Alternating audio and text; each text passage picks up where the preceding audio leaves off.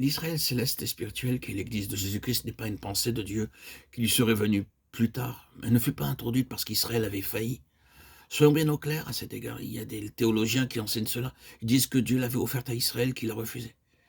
Il dut alors avoir recours à quelque chose et eut ainsi l'idée d'une Église. Ce serait une pensée venue plus tard, un mouvement de Dieu causé par une situation imprévue. C'est là une conception entièrement en désaccord avec tout ce que nous dit la Bible.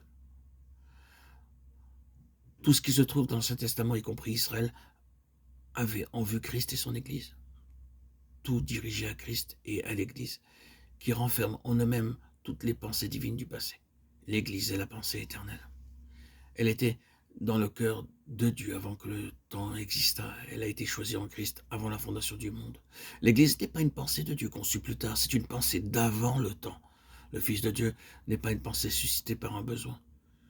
Il peut être venu à un temps de besoin immense, mais il était en vue pour cette œuvre particulière de toute éternité. L'Église a été éternellement choisie par Dieu afin d'être le corps de Christ. J'aimerais que nous gardions tout cela dans notre esprit pour tout ce qui sera dit. Nous croyons que si Adam n'avait pas désobéi par l'incrédulité, il aurait été rendu conforme au Fils de Dieu. Mais son péché a montré qu'il négligeait l'intention divine. De la même manière, Israël serait entré dans l'expression corporative de Christ. Mais par son incrédulité et sa désobéissance, Israël perdit cet héritage. L'Église était éternellement au-dessus d'Israël. C'est une question très importante. J'aimerais aussi souligner ce nouvel Israël. L'Église est essentiellement une entité spirituelle, aussi véritablement que Christ est une entité spirituelle. Et Christ est ici, dans ce monde, par l'Esprit, aussi réellement que Christ est ici, non plus dans une présence physique et sur une base temporelle. Nous ne pouvons le connaître et être en communion avec lui que spirituellement. Il en est ainsi de l'Église. Il doit y avoir une révolution dans la pensée de beaucoup de chrétiens à cet égard. Le mot Église est pris et attribué presque à toutes sortes de choses. Pardonnez-moi, je ne désire offenser personne, mais nous sommes occupés de questions très vitales.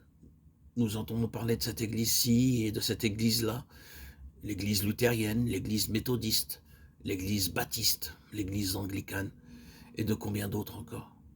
Nous parlons d'elles toutes comme de l'église. Au point de vue des cieux, c'est un non-sens. Au point de vue des cieux, ce n'est pas cela l'église.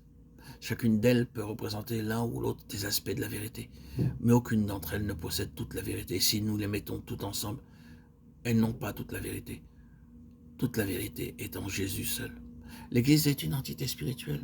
On ne saurait regarder une chose matérielle ou un peuple dans la chair en disant « c'est l'Église ». Nous ne sommes dans l'Église que dans la mesure de ce qu'est Christ en nous. C'est Christ en nous qui est l'Église. Nous le voyons, l'Église est une unité en Christ.